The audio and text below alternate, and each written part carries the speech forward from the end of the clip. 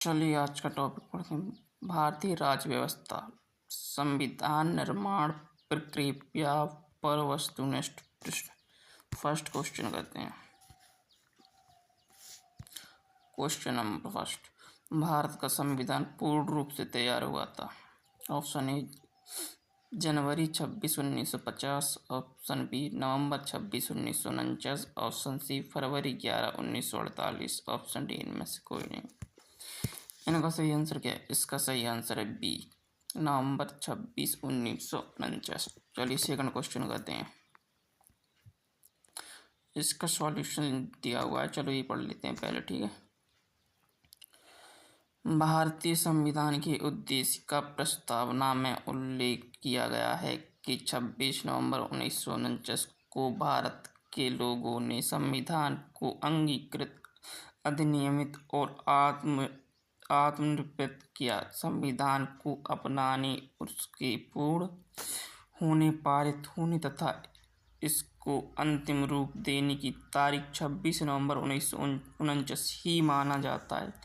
इसी दिन नागरिकता अंतःकालीन संसद अस्थायी और संक्रमणकालीन उपबंध लागू हो गए। तथापि संविधान के शेष उपबंध 26 जनवरी 1950 से प्रभावी हुए। अतः संविधान के पूर्ण रूप से लागू होने तथा पूर्ण रूप से क्रियान्वित होने की तिथि के रूप में 26 जनवरी 1950 को ग्रहण करते हैं। चलिए नेक्स्ट क्वेश्चन देखते हैं। क्वेश्चन नंबर सेकंड हमारा, भारतीय संविधान कब लागू हुआ था? ऑप्शन ए 26 जनवरी 1950। ऑप्शन बी 23 जनवरी 1950। ऑप्शन सी 15 अगस्त 1947। ऑप्शन डी 26 दिसंबर 1949। इसका सही आंसर क्या होगा? इसका सही आंसर है ऑप्शन ए 26 जनवरी 1950। ठीक है, चलो नेक्स्ट क्वेश्चन देखते हैं। क्वेश्चन नंबर थर्ड, भारतीय संविधान को 26 जनवरी के दिन लागू करने का निर्णय इसलिए लिया गया क्योंकि ऑप्शन ए कांग्रेस ने इस तिथि को 1930 में स्वतंत्रता दिवस के रूप में मनाया था। ऑप्शन बी इस तिथि को 1942 में भारत छोड़ो आंदोलन प्रारंभ किया गया था। ऑप्शन सी यह एक शुभ दिन था। ऑप्शन डी उपरोक्त में से कोई नहीं। इसका सही आंसर क्या होगा? इसका सही आंसर होगा ऑप्शन ए, कांग्रेस ने इस तिथि को 1930 में स्वतंत्रता के दिवस के रूप में मनाया था। चलिए नेक्स्ट क्वेश्चन, सॉल्यूशन पढ़ लेते हैं इसका। भारतीय राष्ट्रीय कांग्रेस के लाहौर अधिवेशन दिसंबर 1929 में पूर्ण स्वराज की घोषणा की गई तथा 26 जनवरी को स्वतंत्रता दिवस के रूप में मनाए जाने का संकल्प लिया गया और आज़ादी के पूर्व तक 26 जनवरी को स्वतंत्रता दिवस के रूप में मनाया जाता रहा। परंतु भारत 15 अगस्त 1947 को स्वतंत्र हुआ और तब से प्रत्येक वर्ष 15 अगस्त को स्वाधीनता दिवस के रूप में मनाया जाने लगा। जबकि स्वतंत्रता प्राप्ति के पश्चात 26 जनवरी की तिथि को अविस्मरणीय बनाने हेतु भारतीय संविधान को पूर्णतः 26 जनवरी 1950 को लागू किया गया और तब से प्रत्येक वर्ष 26 जनवरी को गणतंत्र दिवस के रूप में मनाया जाने लगा। चलिए नेक्स्ट क्वेश्चन देखते हैं। क्वेश्चन नंबर 4, भारतीय संविधान को अपनाया गया था। ऑप्शन ए संवैधानिक सभा द्वारा। ऑप्शन ए ब्रिटिश संसद द्वारा। ऑप्शन सी गवर्नर जनरल द्वारा। ऑप्शन डी भारतीय संसद द्वारा। इसका सही आंसर क्या है? इसका सही आंसर होगा ऑप्शन ए संवैधानिक सभा द्वारा। संविधान सभा के 11वें अधिवेशन में 26 नवंबर 1949 को भारतीय संविधान सभा द्वारा अपनाया गया था। चलिए नेक्स्ट क्वेश्चन देखते हैं। क्वेश्चन नंबर 5, भारतीय संविधान में सभा में कुल कितनी महिलाएं सदस्य थीं? Option a 15। Option b 13। Option c 11। Option c 12। Option d 10। चलिए बताइए इसमें कितनी थी। इसमें थी ऑप्शन ए 15 महिलाएं थी। भारतीय संविधान सभा में कुल महिलाओं की संख्या 15 थी। Next question, question number 6। भारतीय संविधान निर्माण से संबंधित निम्न कथनों में से कौन सही है। और 1, पंडित नेहरू ने उद्देश्य प्रस्ताव को जो संविधान सभा द्वारा स्वीकार किया गया था संविधान के निर्माण पर असर था। सेकंड, उद्देश्य का बहुत महत्वपूर्ण उद्देश्यों की पूर्ति करती है। थर्ड, संविधान को भारत के लोगों ने आदेशित किया है। फोर्थ, राज्य के मुखिया को लोग प्रत्यक्ष रूप से निर्वाचित करते हैं। इसके ऑप्शन देख लेते हैं। Option a 1, 2, 3, option b 1, 3, 4, option c 2, 3, 4, option d उपरोक्त में से सही। इसका आंसर क्या होगा। इसका आंसर होगा ऑप्शन ए 1, 2, 3। चलिए इसका आंसर होगा 1, 2, 3। ये गलत है, ठीक है।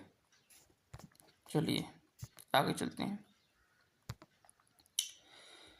भारतीय संविधान के तहत राज्य के मुखिया अर्थात राष्ट्रपति का निर्वाचन लोगों द्वारा प्रत्यक्ष रूप से नहीं बल्कि अप्रत्यक्ष रूप से जनप्रतिनिधियों, संसद एवं विधानसभा के निर्वाचित सदस्यों के माध्यम से किया जाता है। अन्य तीनों कथन सही हैं।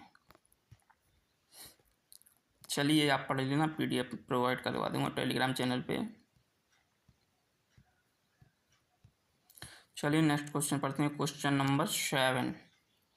संविधान सभा द्वारा भारतीय संविधान को स्वीकृत किया गया था। ऑप्शन ए 15 अगस्त 1947, ऑप्शन बी 23 जून 1948, ऑप्शन सी 26 नवंबर 1949, ऑप्शन डी 26 जनवरी 1950।